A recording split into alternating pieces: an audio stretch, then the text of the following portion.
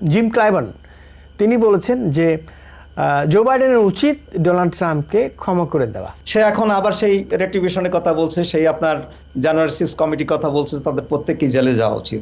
কাজে এই লোকটাকে ক্ষমা করার তো কোনো প্রশ্নই ওঠে না। প্রধান উপদেষ্টার সাথে বাংলাদেশ সফর করছেন আর কি ইউরোপিয়ান ইউনিয়নের রাষ্ট্রদূতরা, হ্যাঁ, এবং একই সাথে সফর করছেন ভারতের পররাষ্ট্র সচিব।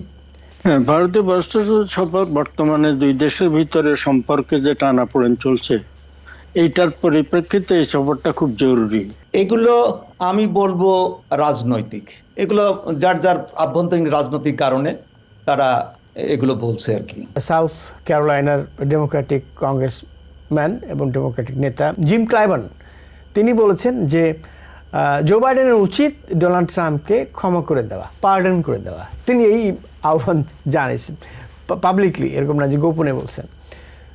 তিনি একজন প্রভাবশালী ডেমোক্র্যাট, রাইট? তো তার এইটা বক্তব্য কি প্রথমত জো বাইডেনকে শুনতে হবে, যে যেহেতু একটা নৈতিক দায়িত্বও পড়ে গেছে, তিনি এক ধরনের চাপে আছেন তার ছেলেকে ক্ষমা করে দিয়ে, তো দিতে পারেন। তো এই ক্ষমা করে দেওয়ার মধ্য দিয়ে আমেরিকায় যে বিভাজন গত 8 বছর ধরে তৈরি হয়েছে, প্রায় তারও বেশি হতে পারে, তো এই বিভাজনের রাজনীতি থেকে আমেরিকার অঙ্গন, আমেরিকায় মানে সুস্থ ধারার রাজনীতি ফিরবে কিনা, মানে এইটার ইম্প্যাক্টটা কীভাবে দেখছেন, মূল্যায়ন করবেন ডক্টর মনির মোস্তফা আলী? দেখুন, ট্রাম্পের ব্যাপারে কিছুই প্রেডিক্ট করা যায় না। তাকে ক্ষমা করে দিলে কি হবে? হ্যাঁ, একজন রিপাবলিকান প্রেসিডেন্ট বেআইনি কিছু করেছে, সে কিছু মামলায় কনভিক্টেডও হয়েছে, তাকে ক্ষমা করে দিলে একটা রিকনসিলিয়েশনের মতো ব্যাপার স্যাপার হয়। কিন্তু তিনি তো সাধারণ রিপাবলিকান না, তিনি এই যে এই টার্মে কত কিছু করবেন তার তো কোনো ঠিক নেই।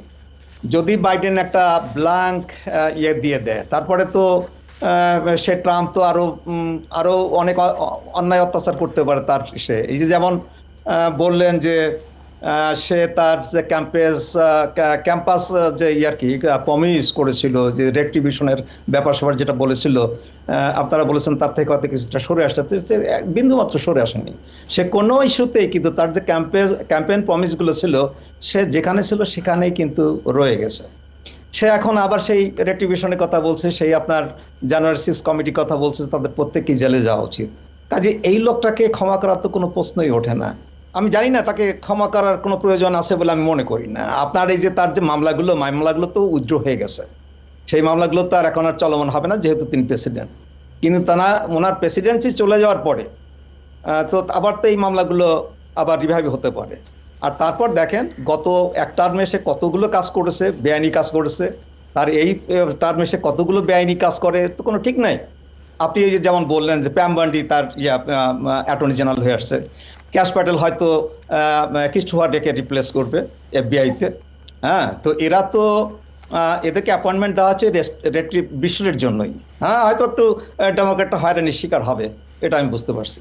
প্রধান উপদেষ্টার সাথে বাংলাদেশ সফর করছেন আর কি ইউরোপিয়ান ইউনিয়নের রাষ্ট্রদূতরা, হ্যাঁ, এবং একই সাথে সফর করছেন ভারতের পররাষ্ট্র সচিব।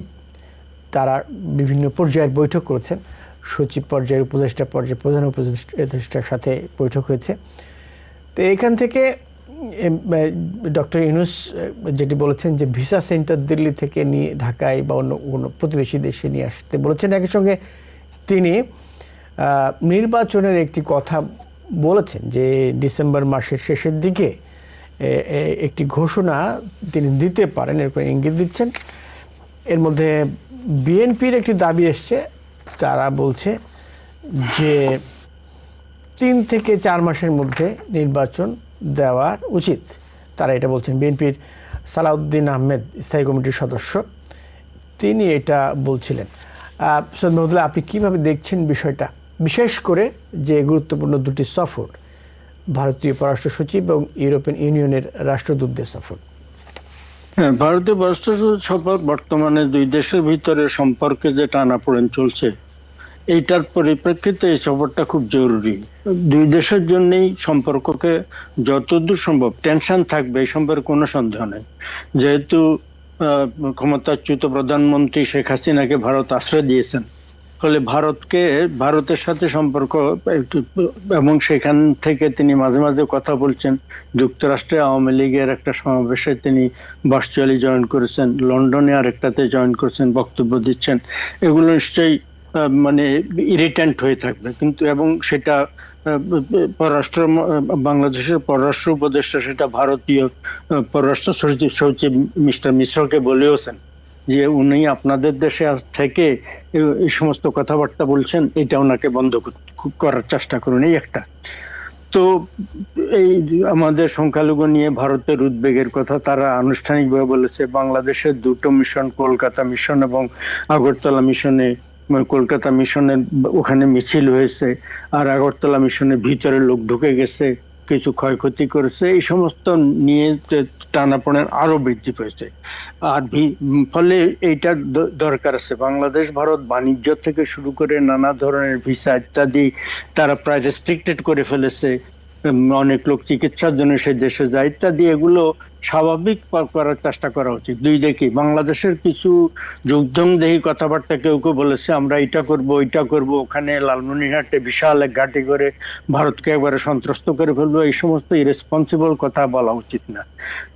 ভাবে আমার মানে দুই পক্ষ অত্যন্ত সংযত হওয়া উচিত। রাষ্ট্রপক্ষ, রাষ্ট্রের বাইরের লোকরা কি করে সেটা একটা। তার বিএনপিও কিছুদিন আগে মির্জা ফখরুল বললেন ভারতীয় হাইকমিশনার তার সাথে দেখা করেছেন, মোটামুটি নমনীয় মানে সুরে তিনি কথা বলবেন। আকস্মিকভাবে তাদের লোকজন এখন আগরতলা অভিমুখে যাচ্ছে, গতকাল হাইকমিশনার অভিমুখে যাচ্ছিল।